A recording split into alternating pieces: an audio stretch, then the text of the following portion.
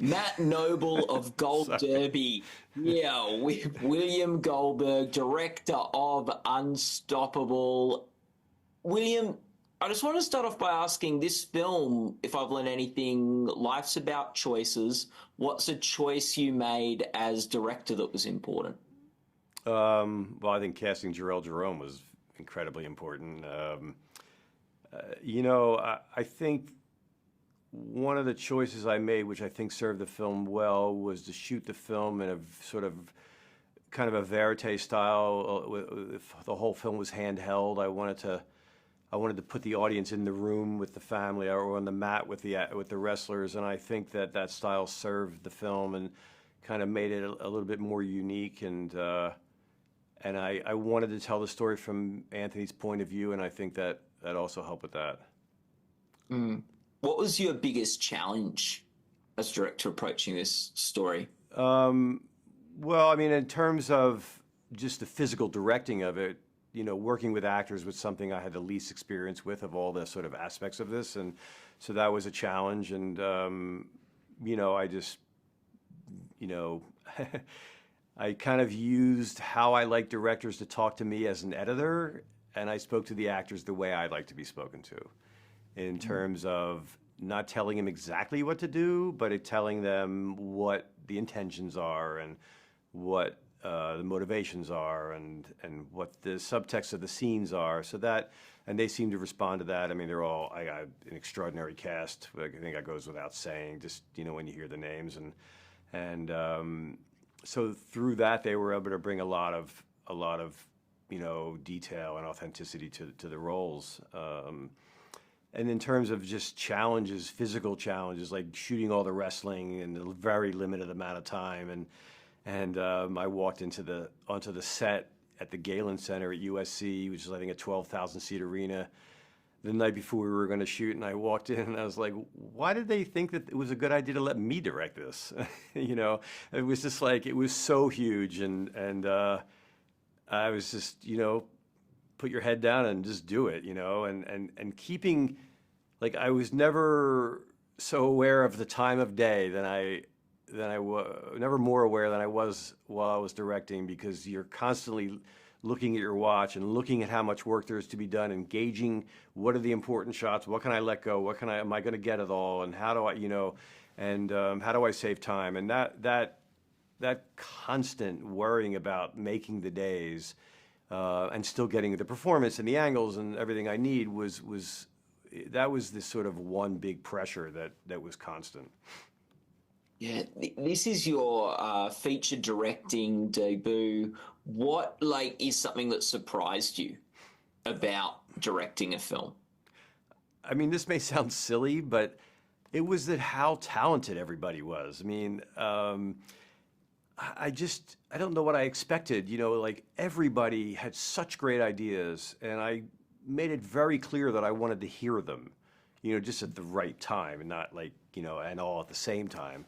I made it a very open set where everybody felt comfortable to express their opinions, and I just was so surprised about, like, how much everybody cared, and how much everybody brought to the film, and how much everybody wanted to get it right. So that was incredible. And I know it's like, why wouldn't I expect that? But is what I think now. But at the time, it was like, well, this is incredible.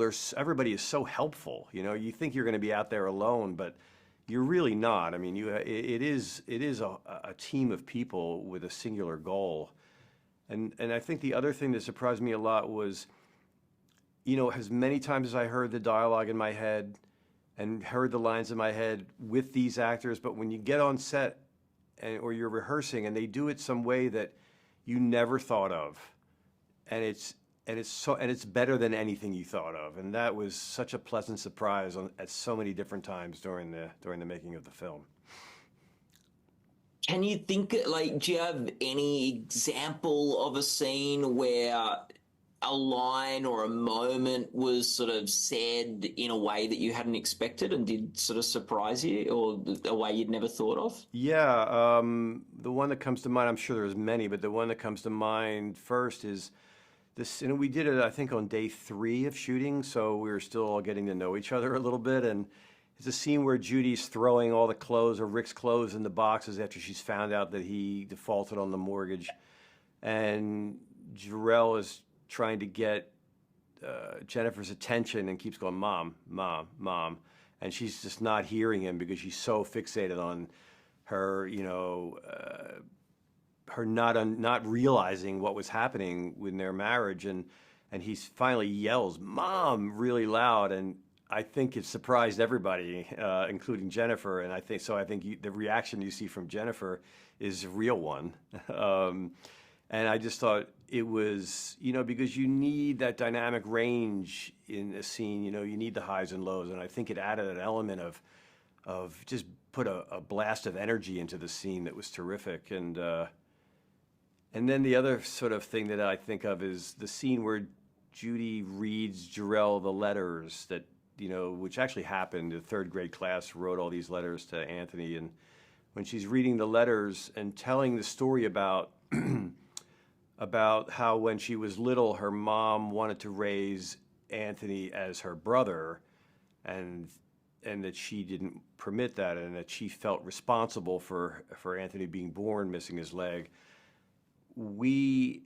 Jennifer put that in because Judy gave her that information, and Jarrell didn't know she was going to say those lines. So the reactions you're seeing are real reactions of Jarrell, like hearing those things, and he was so in the character that I think it was like, he experienced those stories like Anthony would. And I think it didn't surprise me, but it surprised Jarrell. So the moments that we got from Jarrell were so real that and so wonderful that I guess it really isn't a surprise, but it was, I don't know, it just felt like a special gift. Now it's your first direction, but it's you've worked in film for a very long time, and you're an Oscar-winning editor for Argo. How did your background as an editor inform how you approached this film and telling the story as a director? Well, I tried to use the tools the skills I've learned over the years as an editor and apply them to the directing. And the best example of that is I know how to cover a scene. I know what angles I need. I know what angle changes I need to make a scene work, and I know what the story of each scene is, so well, because I've gone over and prepared. And I felt like my experience as an editor freed me up to, I know instantly what I need, and I was so prepared in terms of that. And it also allowed me to break free of that. And when I needed to change things, I was, because on the day things are always a little bit different than you think they're going to be. And the actors come up with an idea, or other people come up with an idea to change things. And it allowed me to go with the flow in a way, because I knew as an editor what I needed to make things work. And so I was always able to fall back on that. And I also, fortunately for me, I've worked as an assistant editor, and then as an editor, I've worked on some really terrific films with great actors, and I know at this point in my life what good performance is. So I knew it when I had it. I knew, okay, I've got that line, I've got this angle, I've got that take, so a performance that I need. So those things really freed me up to be able to think about the other 1,000 things you have to know as a director. What, we're an awards website at Gold Derby. As I said, you won the Oscar for Argo. What did that award win mean for you, and how did that sort of work on that project sort of shape you? Well, I think, first of all, it was just so personally a wonderful thing. It was, every kid in the movie business wants to win an Oscar, and it's surreal. But I think it helped, I think, I was lucky enough to be nominated twice in that year, so I think, and that was pretty unique, so I was able to, I think I would have gotten a little notoriety anyway, but I think it helped, it helped me make more money, it helped me, opened up the door to other films. When that happened, other agents and managers reached out to me about directing, because they thought maybe, so I'm an Oscar-winning editor, so maybe you want to direct. And they were looking for new clients. So that I was approached by a lot of people that wanted to maybe represent me. So it opened a lot of doors, and it made my parents really proud. Yeah. Oh, that's nice. And what was I going to say? Did that? Where's your Oscar today? In my family room on a shelf, actually right in front of a picture that Catherine Bigelow gave me from Zero Dark 30. It's even though because that was the two movies that year, and so I have the Oscar in front and this picture right behind it. So I don't know, it just means something to me. Yeah, you also. I guess you also lost the Oscar that Yes, that year. I was able to win and lose. Yes, my son kept telling me that he thinks there's going to be a tie and I'm going to win twice, and